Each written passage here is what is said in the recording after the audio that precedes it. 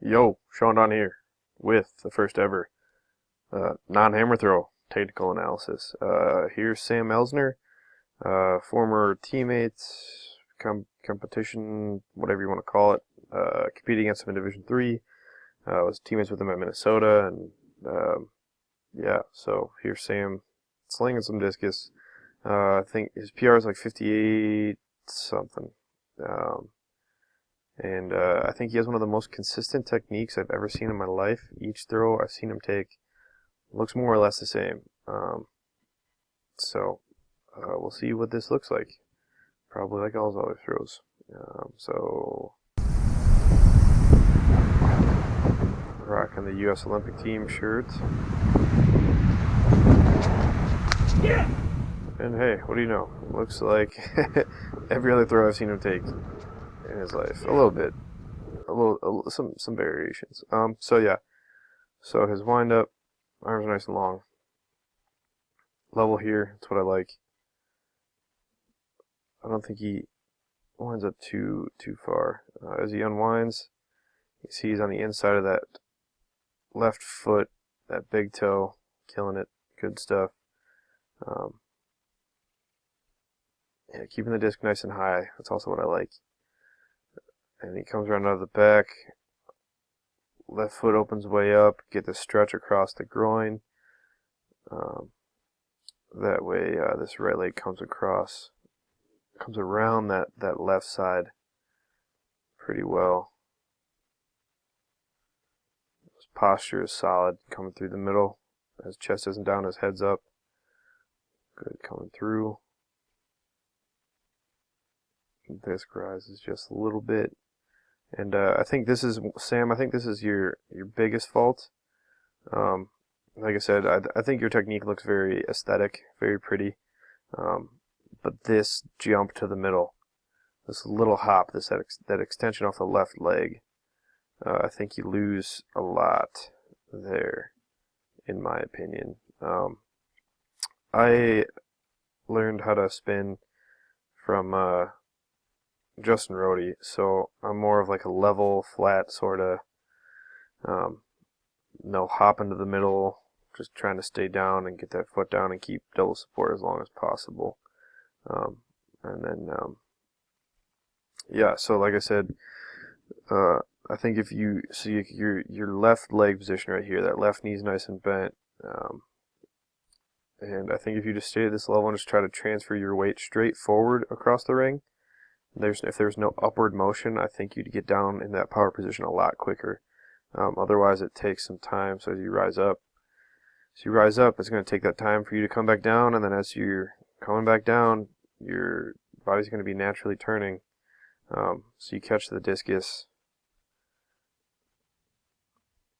Just, it's pretty deep back there.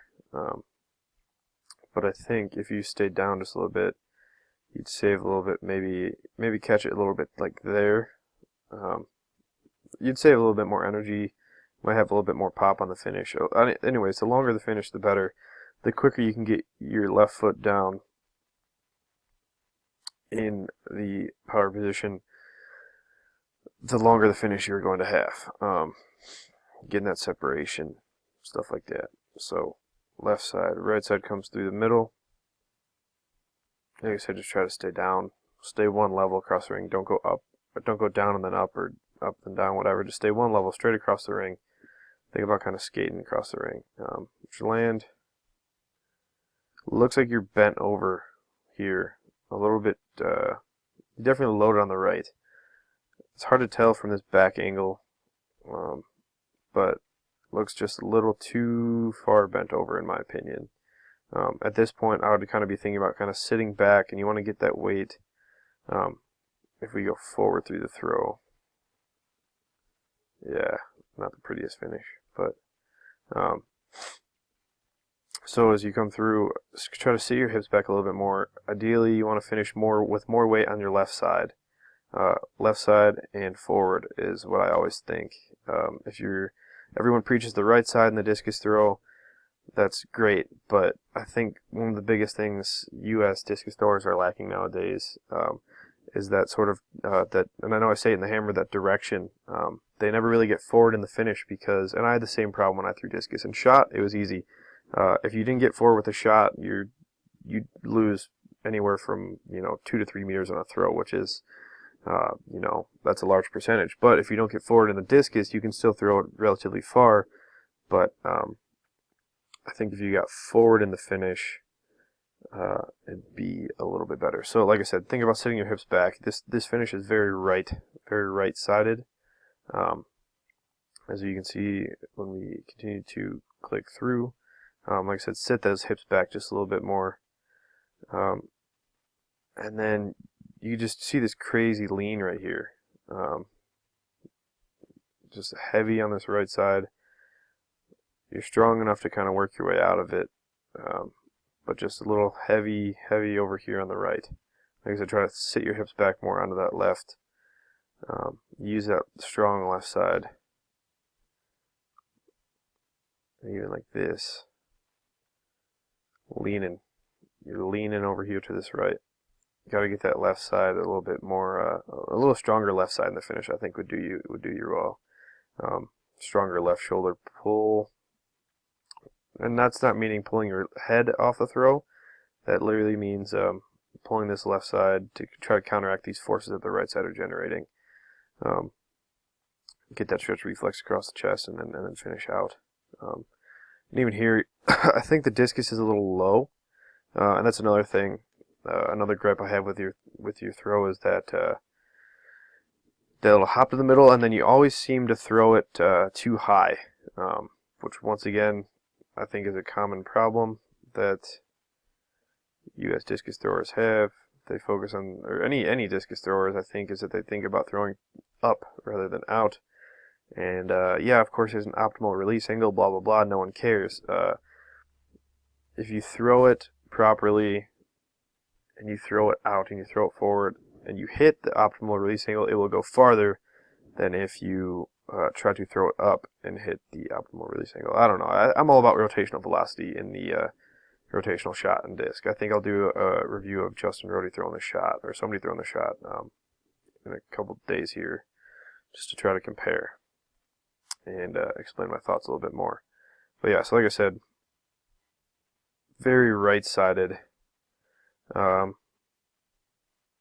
think, yeah, like I said, if you have a stronger left side, you finish more over here on this left. I almost like to think about my hips and my shoulders over my left foot, but yeah, not quite there. And then you can see you skip off just a little early. Disc is still in your hand, left foot starting to come off, and the right side comes through. And you can see this kind of funky position right here. You can see where your weight is pointing, or where your momentum is headed. This right foot pushes through, and it's going to come through what would be probably like the right sector line. And when you reverse, that is kind of where you catch yourself, and you see boom, boom, boom. Exactly. So you power position was about here with your right foot, and you pushed off and you went that way. That's where all your momentum was headed. And then the discus ends up going straight down the sector, which means you're not quite lining up your transfer of momentum very well to the discus and where you're releasing it. Imagine if you got your line of momentum going more down this left sector, and then you finished on the left sector. I think that's the key to farther throws for you. That left side, everyone's so focused on releasing dead center or off to the right because they think it's faster, but in reality, the longer the finish, the better. The more you can finish on that left side, the more force you're going to put into the implement. And recovery, graceful, flailing arms, little foul. So yeah, one more time. Discus throw for Sam. Yeah, I'd say just get rid of that hop in the middle. Try to stay down a little bit more, stay one level, and then work that left side through, or work that left side into the finish. Try to finish more on that left side, a stronger left side block. A little bit too right side on this throw, I think, in my opinion. So yeah, that's the first ever discus throw technical analysis. hopefully there's more in the future. I know you guys only see the hammer throw, and most people think I might only do the hammer throw because I'm a hammer thrower, but I actually threw shot 60 feet and discus 52 meters in college. So I do know some things about those, and I do coach them. I just don't make it as public, I guess. So if you guys want a discus or a shot put or any sort of technical analysis, I don't know, hammer, weight throw, whatever, javelin, probably not. But yeah, go to atlaspeakperformance.com, go to service and resources page, sign up now. Championship season is coming around. Fix those technical problems and add meters to your throw.